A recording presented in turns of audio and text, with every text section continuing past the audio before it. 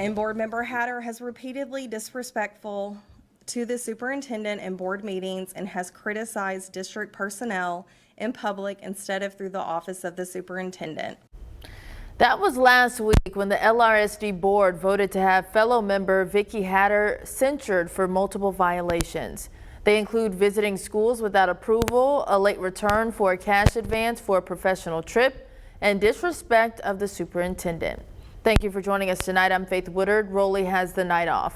This drama unfolding after a rocky start to the school year when Superintendent Wright put in his resignation. Weeks later, he would withdraw that resignation. But as THV 11's Ashley Godwin finds out, there is much more going on behind the scenes. Now to a story only on THV 11, Ashley sits down with board member Vicki Hatter as she explains her side, which includes an accusation of assault during an executive session. This is about me asking real questions around management, fiscal accountability, ESSER funds. Vicki Hatter has been an elected board member for the Little Rock School District since 2017, even serving as board president during her first term.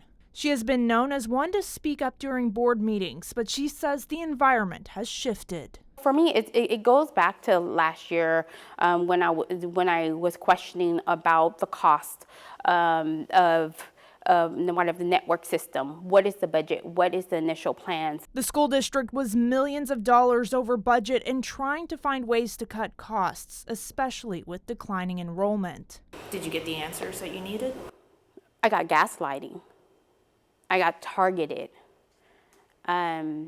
to the point to where I believe that our board have gone into a defense mode of a superintendent to where it have become violent. Hatter says during an executive session this year, an altercation happened between her and board president Michael Mason that left her stunned. And I thought he was truly going to hit me. Like, I didn't know what was going on. In a police report, documents say Hatter and Mason got into a disagreement. Hatter asked why Mason was pointing at her, to which the report says Mason replied, "I can point, I can do what I want."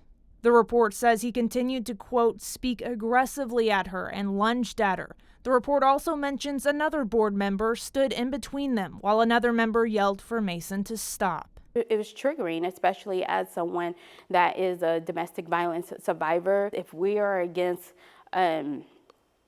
threats of any kind, psychologically or physically, and then that means that even the board should be against that. And so I gave them time to address it, and they chose not to address it. I spoke to Michael Mason on the phone, who said he had no comments about anything that happens during an executive session. He did add that, quote, the board is here to make sure students have the best learning outcome. Hatter says she plans to continue serving on the LRSD board.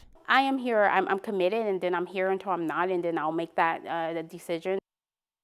Now, we want to be clear, no charges have been filed against Michael Mason. In Arkansas, a third-degree assault charge doesn't have to include physical harm to someone, but could include creating an environment or tone to hurt someone. All right, now, Ashley, we have also learned that board member Sandrika Mourning announced that she is stepping down from her position next month. So a lot going on, and we will know that you'll stay on top of it, Ashley. So thank you.